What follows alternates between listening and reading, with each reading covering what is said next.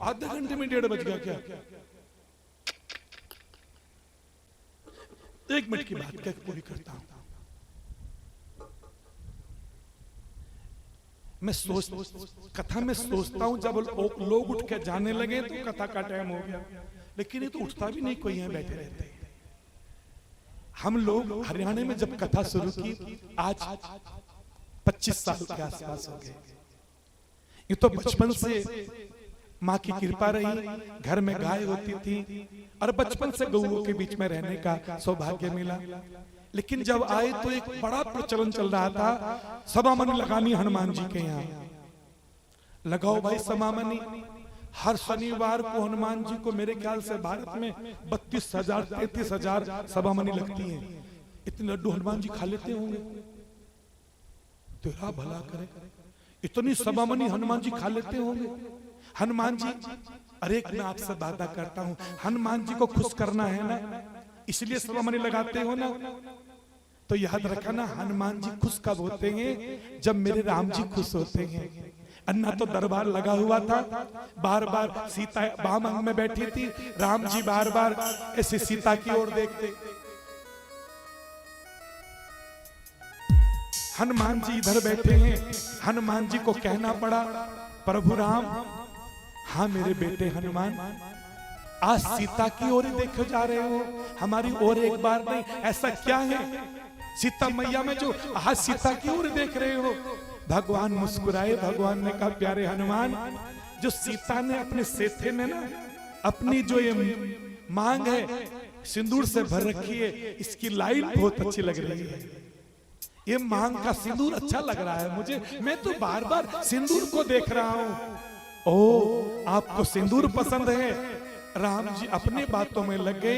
हनुमान जी चुपके से मंच से उतरे, राम दरबार से बाहर निकले, अयोध्या के बाजार में गए, अच्छा सिंदूर खरीदा, चमेली का तेल मिलाया और पूरे में सिंदूर लगाकर राम जी के सामने खड़े हो गए। बोले, आपको सिंदूर पसंद है? अब तो एक बार देख लो प्रभु, अगर आपको सिंदूर पसंद है अब तो देख लो, मैं पूरा सिंदूर में ही डूबा हुआ हूँ।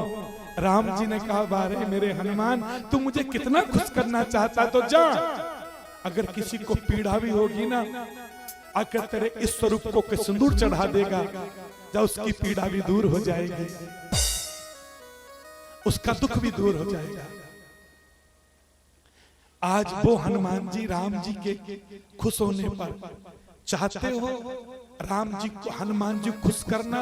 ये जो बाहर का घी आ रहा ना, ये तमाम केमिकलों से बन रहा है। आपको पता है वो केमिकलों, जो केमिकलों का घी है, उसके लड्डू हनुमान जी खाते होंगे।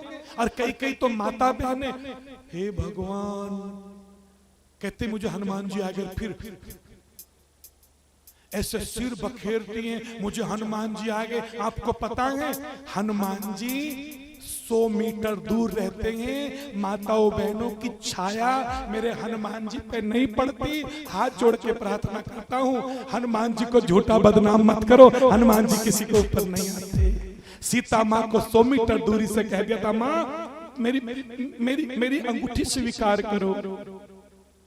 मेरे हनुमान जी को 100 मीटर दूर रहते हैं, नजदीक नहीं आते माताओं बहनों की। वो इतना सम्मान मात्र शक्ति का करते हैं। ये कहकर मुझे बालाजी हनुमान जी आते हैं, मैं देखता हूँ, कई बार जाता हूँ तो बड़ी पीड़ा होती है। चाहते हो हनुमान जी खुश हो जाएं, तुम्हारे घर में देसी गाय दूध देती हैं, देसी गाय का बढ़िया शुद्ध घी निकालो, घर के बेसन की बूंदी निकालो, और महाराज उसमें 1 लड्डू बनाओ और 1 लड्डू में 2 बना लो, जाकर 1 लड्डू का ही देसी घी का मेरे भगवान को भोग लगा देना। हनुमान जी स्वीकार करते हैं। जितना खर्चा समामनी में करते हो, उतना खर्चा मेरी गौ माता के यहाँ समामनी करा करो, मेरी गौ माता खाएगी, मेरे राम जी खुश हो जाएंगे, हनुमान जी नाचने लगेंगे। वाह, अब तुम्हारी समामनी लगने लगी। मैंने हरियाणा में हमारी गौशालाओं में 300 समामनी कथा में आती है, 300 समामनी, पूरे 365 दिन की समामनी कथा में आ जाती हैं। आप भी कोई संपन्न व्यक्ति हो तो वो ये बताना कि हम भी अपनी समामनी वो तो एक लड्डू हनुमान जी को भोग लगाएंगे और बाकी जो बचा वो सारा मेरे हनुमान जी की कृपा से मेरी गौ माँ को भोग लगाएंगे। सभा मनी एक ने एक बार बोल के देखो, अगर आपको लगे ये महात्मा सही बोल गया था तो सच में मेरी गौ माँ के पेट में पड़ेगा, तत्काल तुम्हें दुआ देगी, तत्काल। इसलिए आज हमारी गौ ग्रास हम लोगों ने निकालना शुरू किया। हमारी गाय तो मंच पर आके बैठ जाती है, आप भी गौ ग्रास निकाला करो। और कोई सज्जन ऐसा हो जो सभा मनी देना चाहता हो, हमारे कार्यकर्ताओं को, आपकी शादी की वर्षगांठ हो, बच्चों का जन्मदिन हो। मैं कल भोजन पाने गया था, वो हमारे गौशाला के उपाध्यक्ष कोषाध्यक्ष हैं, उनका नाम अरविंद, अरविंद भैया। मैं कल उनके भोजन पाने गया, मैंने कहा अरविंद जी कैसा चल रहा है? बोले गुरुजी मन भारी करने लगे। क्या हुआ? गुरुजी कुछ साल पहले कैंसर हो गया था मुझे। अरे बाप रे बाप, कैंसर हो गया था? हाँ गुरुजी, किसी ने बताया गौ माँ की सेवा करो। मैंने अपना इलाज तो कराया, लेकिन मैं गौ माँ की सेवा में लग गया।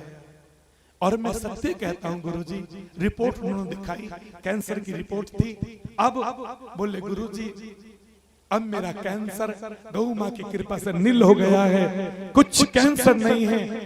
गौ माँ की सेवा करी और गुरुजी उसके बाद तो मेरे पहले एक बेटी थी, 10 साल की है।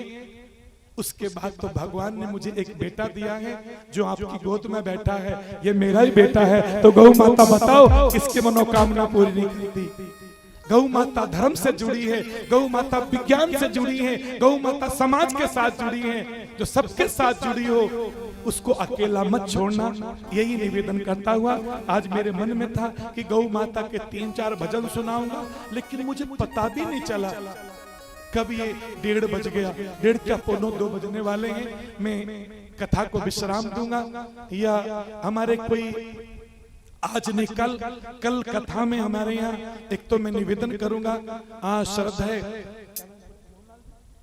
मोहनलाल जी गौ माता की कविता सुनाएंगे, आज नहीं कल सुनाएंगे।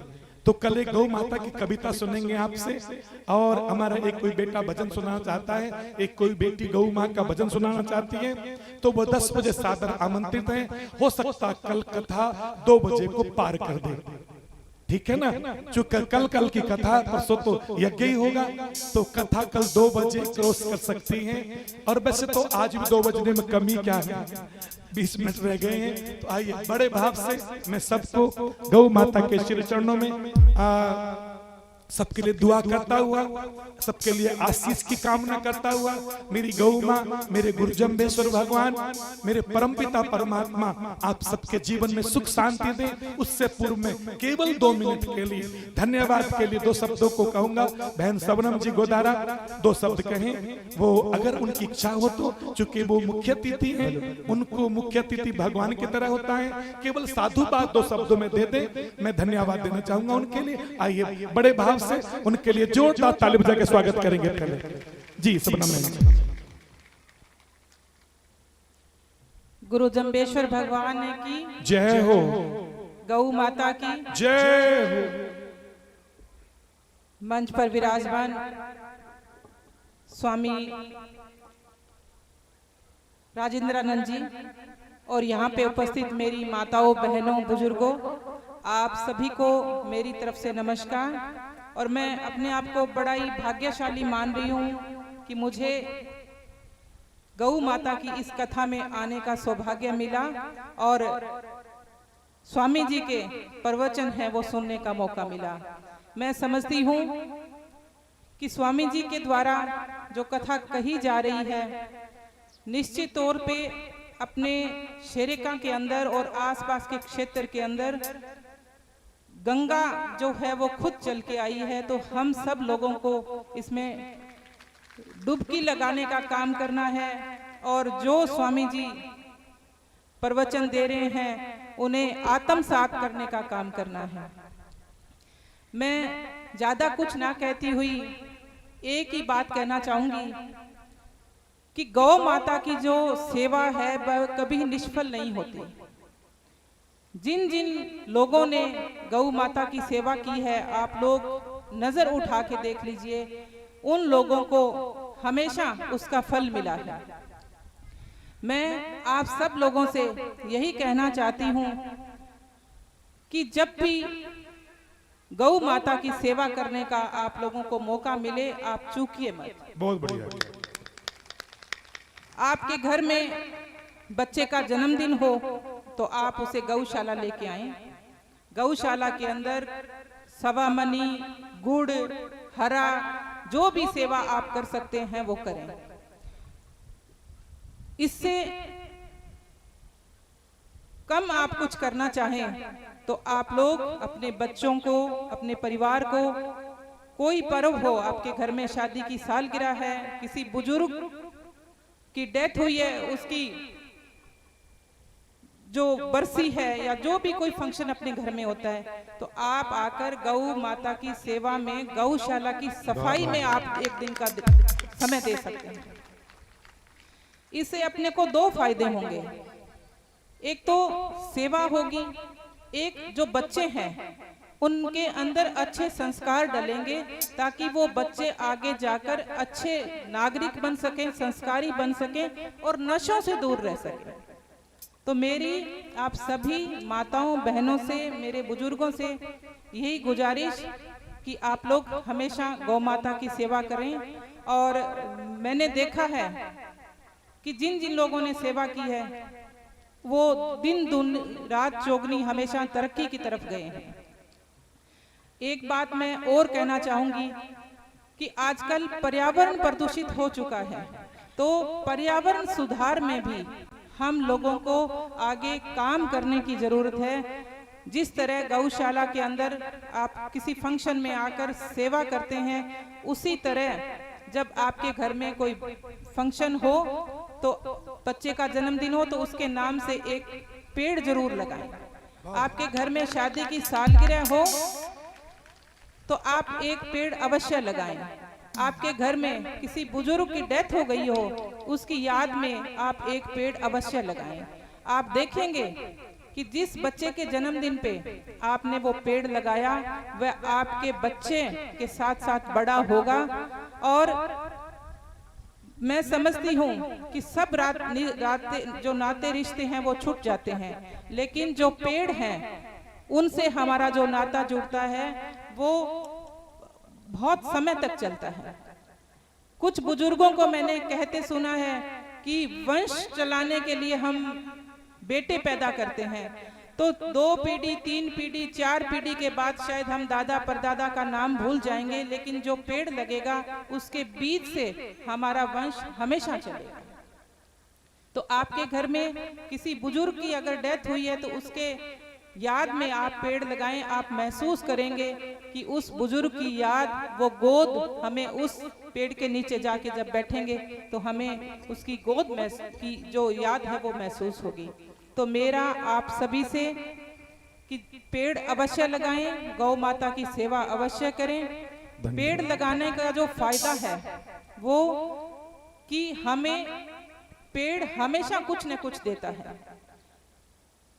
उसकी लकड़ियां, उसके फल, फूल, पत्ते हमेशा उसके जो काम आता है। और जब कभी हमें कोई बीमार हो और हमें सिलेंडर लेने की, ऑक्सीजन का जब सिलेंडर लेने की बात आती है तो हमें लगता है कि ये कितना महंगा मिलता है, और जो पेड़ हैं वो हमें ताउम्र ऑक्सीजन देते हैं, वो भी बिल्कुल फ्री में।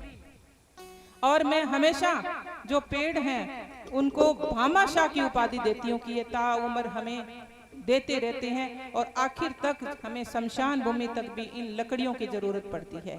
तो मेरी 2 ही आग्रह आप सब लोगों से कि आप कथा के समापन के बाद ये संकल्प लेके जाएं कि एक तो गौ माता की सेवा करेंगे और दूसरा ज्यादा से ज्यादा पेड़ पौधे लगाने का काम करेंगे। मैं स्वामी जी के चरणों में नमन करती हुई यही आग्रह करूंगी कि महाराज जी, आपके श्रीमुख से जो कथा यहाँ कही जा रही है, निश्चित तौर से शेरे का और इसके आसपास का जो वातावरण है वो उसमें भी एक शुद्धि का काम हो रहा है, लोगों के विचार जो हैं वो शुद्ध हो रहे हैं। और इन्हीं शब्दों के साथ मैं अपना स्थान ग्रहण करूंगी। और एक बात मैं और कहना चाहती हूँ कि जब भी गौशाला में कोई मुख्य अतिथि के रूप में आता है या कोई भी, हर आदमी इसमें सहयोग करता है, तो मैं आप लोगों को इस मंच के माध्यम से यही कहना चाहूंगी कि पंचायत समिति के द्वारा यहाँ शौचालय का निर्माण किया जाएगा, जिससे जो लोग आते हैं, जो माताएं बहनें बुजुर्ग या सेवा के लिए आते हैं, उन्हें किसी प्रकार की कोई दिक्कत नहीं हो। और उसमें 2, 2.5 या 3 लाख जितने भी लगेंगे वो पंचायत समिति द्वारा दिए जाएंगे। इन्हीं शब्दों के साथ मैं अपना स्थान ग्रहण करती हूँ। बहुत बहुत धन्यवाद। बहुत बहुत साधुवाद। बहन जी ने दोनों बिंदु बहुत अच्छे आपके समक्ष रखे। गौ माता की सेवा और पर्यावरण के लिए 5 जून को पर्यावरण दिवस पूरा विश्व मना रहा है। आपसे निवेदन रहेगा 5 जून को सामूहिक भाव से गौशाला में आप वृक्षारोपण करें। आप जगह देखें कहाँ है, और मैं देखा सरेका गांव में, तो रोज मैं गली में निकलता हूँ, हर गली में धन्यवाद देता हूँ यहाँ के सरपंच महोदय को, यहाँ पर हो तो उनको हृदय से साधुवाद देता हूँ कि पूरे गांव में हर गली में उन्होंने हरे वृक्ष सब लोगों ने मिलकर लगाए हैं। आओ अपने गांव को हरा भरा बनाएं। इस सुंदर सी शुभकामना के लिए बहन जी को भी बहुत बहुत साधुवाद देता हूँ। गौ माँ के दोनों बिंदु उन्होंने अच्छे लगाए, लेकिन हम यहाँ देखते हैं कि जब आए तो मेरा मन होता हम गौशालों में ठहरते हैं। आपको बता दें, आज हम सब जगह हरियाणा में जाकर देखो, सब जगह गौशालों में ठहरने की व्यवस्था बनाई हुई है। एक तो सुबह गौ माँ के दर्शन हो जाते हैं, और सुबह आते हैं हम लोग गौशाला में ठहरते हैं, स्वयं भी गौशाला में लगते हैं, और सारे नगर के लोग गौशाला में सेवा करते हैं। तो एक बड़ा समस्या थी कि यहाँ लैट्रिन बाथरूम अच्छे नहीं है। बहन जी ने कहा कि वो 2-2.5 लाख रुपए, देखो बहन जी आज सुलभ अगर हम शौचालय बनाते हैं बहुत अच्छे गौशाला में, कम से कम 3 से 4 लैट्रिन बाथरूम हो तो बात बनती है, और वो कम से कम 5 लाख से कम नहीं बनते। आज बिल्कुल नहीं बनते, बना के आप देखेंगे 2.5 लाख में नहीं बन पाते। अच्छा सुलभ शौचालय बनाएंगे तो बहुत अच्छा बनेगा। लेकिन देखो वो एक पढ़ी लिखी महिला है, उनसे हमने ये नहीं कहा था कि ऐसा करना है, लेकिन उन्होंने भाप लिया। इतनी बहनें आई हैं, इतने पुरुष आए हैं, आखिर ये कथाओं का सिलसिला या प्रारंभ हो चुका है। हर वर्ष कथा भी होंगी तो ये व्यवस्था होनी चाहिए। तो हम तो ये चाहेंगे कि अगली कथा से पहले यहाँ सुंदर सा एक रूम और सुलभ शौचालय बहन जी ने कह दिया बनाइए, ताकि अगली बार जो कथा करने आए वो गौशाला में ही ठहरे। तो मैं निवेदन करूंगा हमारी कोई एक बहन आ जाए। यहाँ पर रितु बहन जी आई क्या रितु है? बहन जी को बोलो पहले एक बहन जी का माल्यार्पण करें, चूंकि वो भी हमारे लीडर है बहन जी, तो माँ बहन जी का माल्यार्पण करें। एक बहन जी आप खड़े हो जाओ, आप खड़े हो जाओ, एक माला बहन जी को दे दो। तो नारी का सम्मान, क्या बात है, ताली बजा के स्वागत करेंगे। क्या बात है, स्वागत, अभिवादन, अभिनंदन हमारी भारतीय संस्कृति में महाराज भराव पड़ा है। तो आइए आपका स्वागत है, आप पुनः अपना स्थान ग्रहण कीजिए। अब मैं बहुत ही भाव से कहना चाहता हूं कि हमारे बीच में जहां हमारी बहन सबनम गोदारा, पहले भी कई कार्यक्रमों में इनको सुना है, आप अच्छी वक्ता हैं, गंगा की प्रवाह की तरह आप नॉन स्टॉप भाषण देती हैं, और बहुत अच्छा अनुभव आपका है, राजनीति अनुभव है, सामाजिक अनुभव है। तो बहुत बहुत साधुवाद है। हमारे बीच में हरि सिंह जी गोदारा तंदूराबाली से पधारे हैं, आप प्रमुख समाज सेवी हैं, यहाँ पर हो तो हम चाहते हैं आप भी आगे आए। हरि जी आप बैठे हुए हैं, हम लोग चाहते हैं कि आपका भी अभिवादन हो, अभिनंदन हो। तो मैं अपनी गौ सेवा समिति कि प्रधान जी यहाँ पर बैठे हो तो उनको निवेदन करूंगा कि वो आगे आए और हमारे हरि सिंह जी को वो एक साल अर्पण करके उनका अभिवादन करें। श्रीमान राधा किशन जी पूनिया, उनसे मेरा आग्रह रहेगा कि वो कृपा करके मंच पे आए और माननीय हरि सिंह जी का स्वागत करें। मंदिर की पूजा में लगे हैं, निवेदन करूंगा मोहनलाल जी आ जाए, मोहनलाल जी आ जाए, क्योंकि उधर पूजा भी चल रही है और कल की पूजा के निवेदन करूंगा। कथा से पहले पूजन संपन्न हो जाना चाहिए तो अति उत्तम रहेगा। कल जल्दी पूजा जी, ताली बजा के स्वागत करेंगे हरि सिंह जी का। बहुत बहुत स्वागत, बहुत बहुत स्वागत, सम्मान। वाह, अब मैं निवेदन करूंगा कि अब हमारी जो गौशाला में दान आया है, सभी श्रोताओं का, अतिथियों का, मुख्य अतिथियों का, आए हुए सभी मेहमानों का साधुवाद और धन्यवाद ज्ञापित करते हुए दानदाताओं की सूची पढ़ के सुनाएंगे। धन्यवाद गुरु जी। मैं निवेदन करूंगा श्रीमती शबनम जी गुद्वारा से कि वो मंच पे जाए और गुरु जी से आशीर्वाद प्राप्त करें। आज